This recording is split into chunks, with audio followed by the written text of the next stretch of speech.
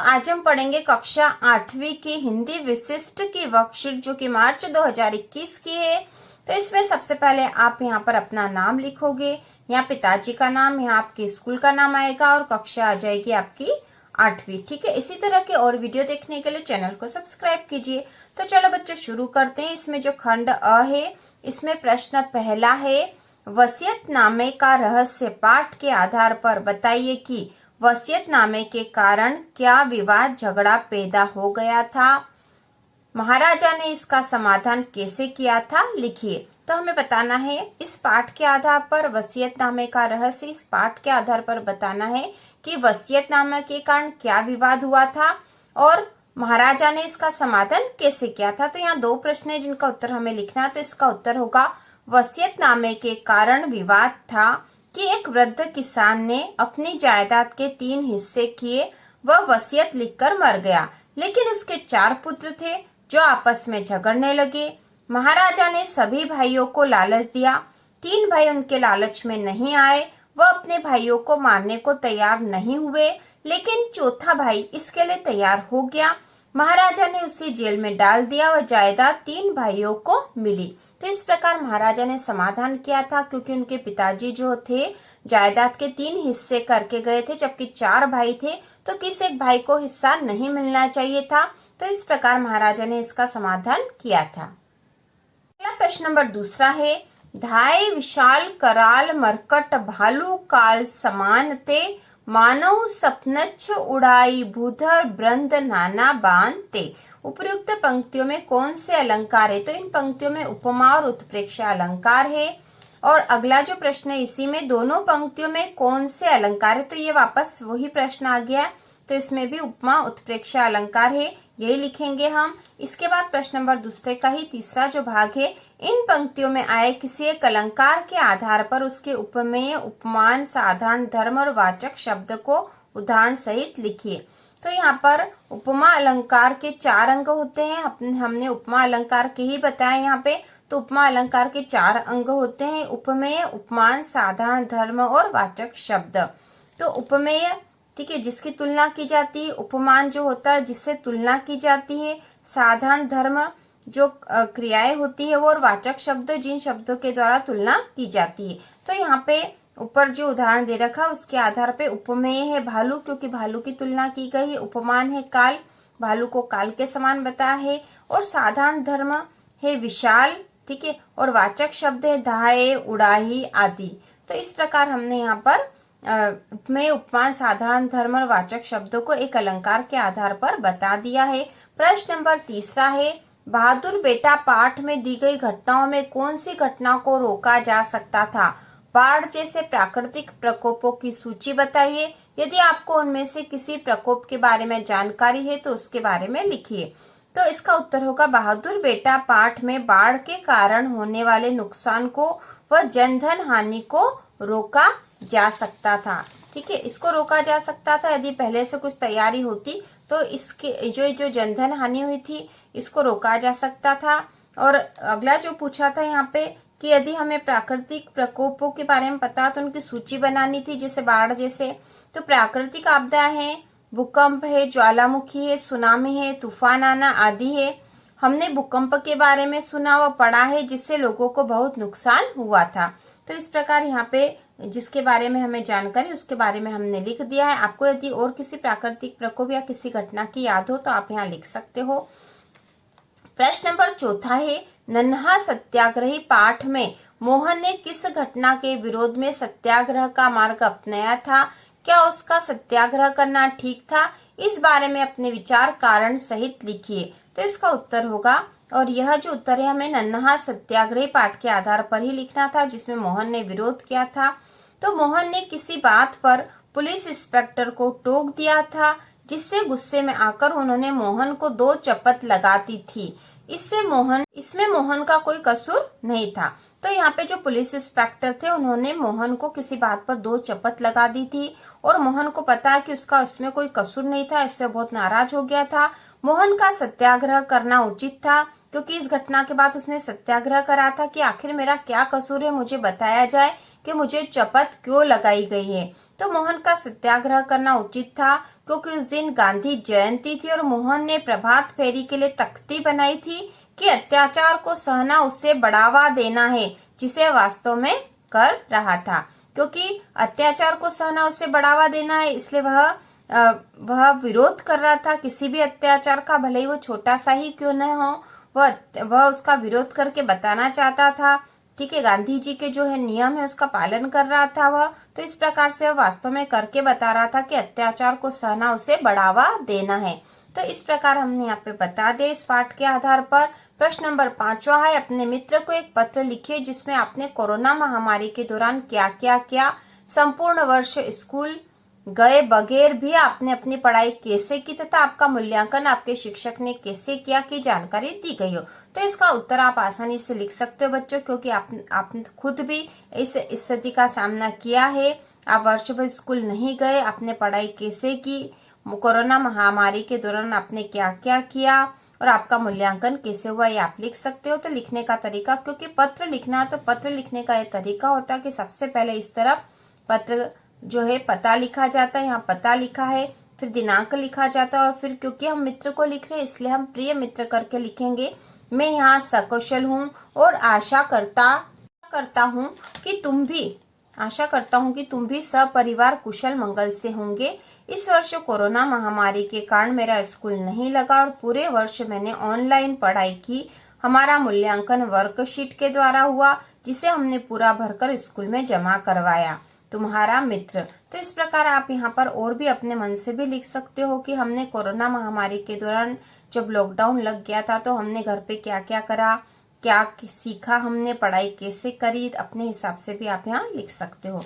अब प्रश्न नंबर जो 6 है, पक्षी विशेषज्ञ सालिम अली के पास कॉलेज की डिग्री नहीं थी, पर वे कौन से कारण थे जिन्होंने उन्हें असाधारण पक्षी विज्ञानी बनाया, उनके गुणों और घटनाओं के आधार पर स्पष्ट कीजिए।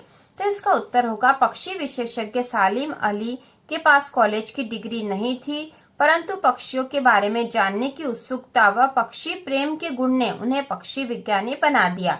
बचपन में उन्होंने एक वृक्ष के नीचे से घायल चिड़िया को उठाया, तभी से उनके मन में पक्षियों के प्रति संवेदना व प्रेम उत्पन्न हुआ, जो आजीवन चलता रहा। ठीक है, तो इस प्रकार हमने इसका उत्तर लिख दिया है।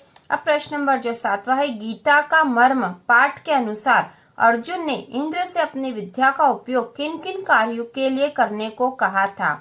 इस प्रसंग का महाराज आनंदपाल और पंडित गोवर्ण के ऊपर क्या प्रभाव पड़ा, लिखिए। तो इसका उत्तर है, गीता का मर्म पाठ के अनुसार अर्जुन ने अपनी विद्या का उपयोग सत्य व न्याय की रक्षा, दुष्टों का दमन, असहायों की सहायता, नारी की रक्षा करने व निर्बल को सबल बनाने तथा धर्म की रक्षा के लिए करने को कहा था। ठीक है, इस प्रसंग का महाराज आनंदपाल और पंडित गोवर्ण पर प्रभाव पड़ा, वे दोनों राजपाट के मोह से मुक्त हो गए।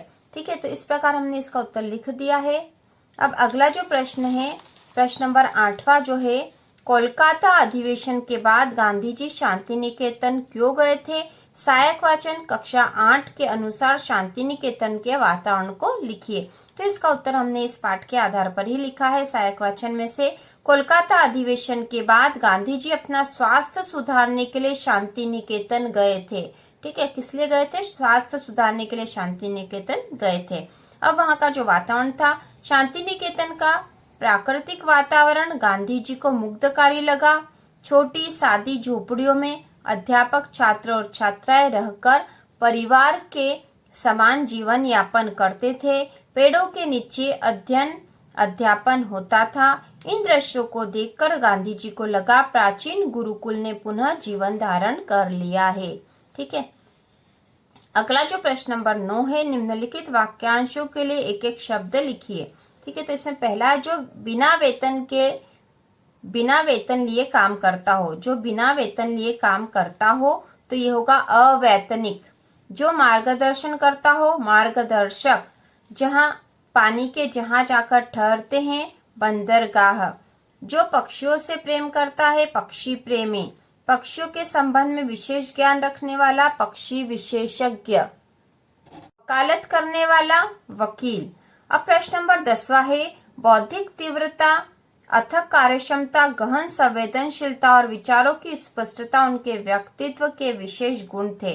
उनकी बहुमुखी प्रतिभा, उर्वर मेधा शक्ति, उत्कृष्ट विवेकशीलता और कठिन परिश्रम ने उन्हें न्यायविद, विधिवेत्ता, शिक्षा शास्त्री, दार्शनिक, राजनीतिज्ञ, अर्थशास्त्री, कवि, उपन्यासकार, निबंधकार, प्रखर वक्ता और राष्ट्रीय विभूति बनाया।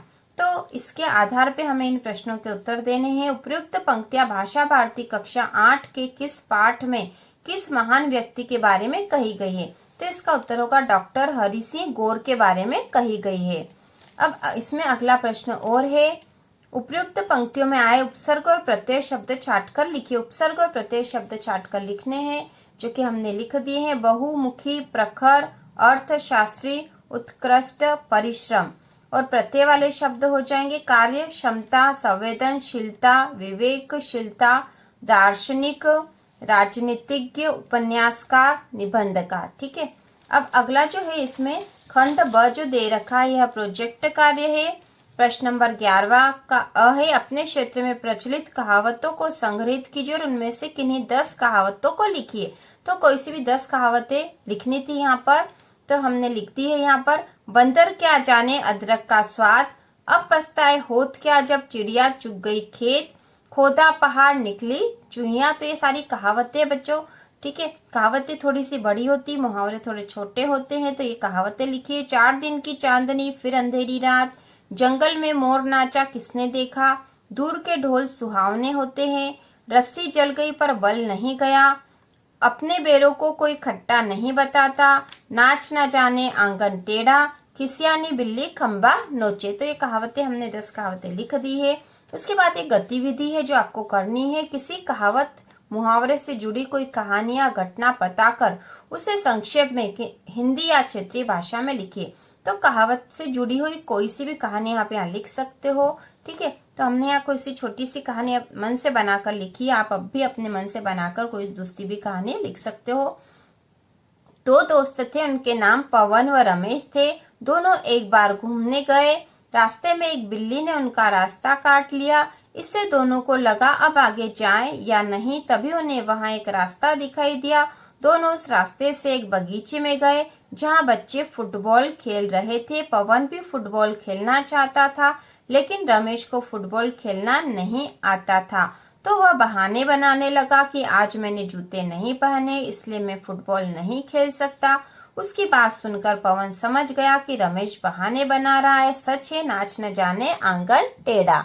ठीक है। तो इस प्रकार एक कहावत यहाँ पे सिद्ध हो गई और इसके आधार पे एक छोटी सी कहानी बन गई। नाच न जाने आंगन टेढ़ा मतलब खुद को जो कार्य नहीं आता है तो हम उसमें जो उस कार्य में ही गलती निकालने लग जाते हैं कि ये गलत है, इसलिए मैं ये कर नहीं रहा हूँ। ठीक है। नाच न जाने आंगन टेढ़ा मतलब नाचना तो जानते नहीं और कह रहे हैं कि आंगन ही टेढ़ा है। ठीक है। इस प्रकार हमने कहावत और छोटी सी कहानी लिख दी है। खंड ब है, इसमें दिए गए निर्देशों के आधार पर शब्द पहली भरिए। तो यहाँ निर्देश दे रखे हैं और उनके आधार पर शब्द पहली भरना था। संपत्ति के बंटवारे के लिए लिखा गया इच्छा पत्र हो जाएगा वसीयतनामा। ठीक है। वसीयतनामा यहाँ पर है वसीयतनामा। फिर है महीना मास का हो जाएगा माह। चिपचिपा, लसीला, लसलस। पेड़ का मुख्य भाग हो जाएगा तना। भाषा लिखने के रूढ़ चिन्ह लिपि। कुल, समस्त, तमाम। ठीक है। घर, ग्रह, गेह। एक पत्ता जिसे खाते हैं तो वो हो जाएगा पान। नौका, नुकीला भाग, अनि। और अवतारी पुरुषों का जीवन चित्र हो जाएगा लीला। ठीक है। उसी प्रकार इधर जो ऊपर से नीचे में है वकील के द्वारा किया जाने वाला काम, तो वकील के द्वारा जो काम किया जाता वो हो जाएगी वकालत। और युगल, जोड़ा, युग्म, यवल। ठीक है। माँ का भाई मामा। सागर विश्वविद्यालय के संस्थापक हैं हरि सिंह गौर। सदा से चला आने वाला हो जाएगा सनातन। और प्रसिद्ध भारतीय पक्षी विशेषज्ञ है सालिम अली। ठीक है। सालिम अली। पत्र, पत्ता, पात। और एक रंग का नाम आकाश का रंग तो हो जाएगा नीला। ठीक है। इस प्रकार यह पहली पूरी भर दी गई है। और इसी तरह के और वीडियो देखने के लिए चैनल को सब्सक्राइब कीजिए।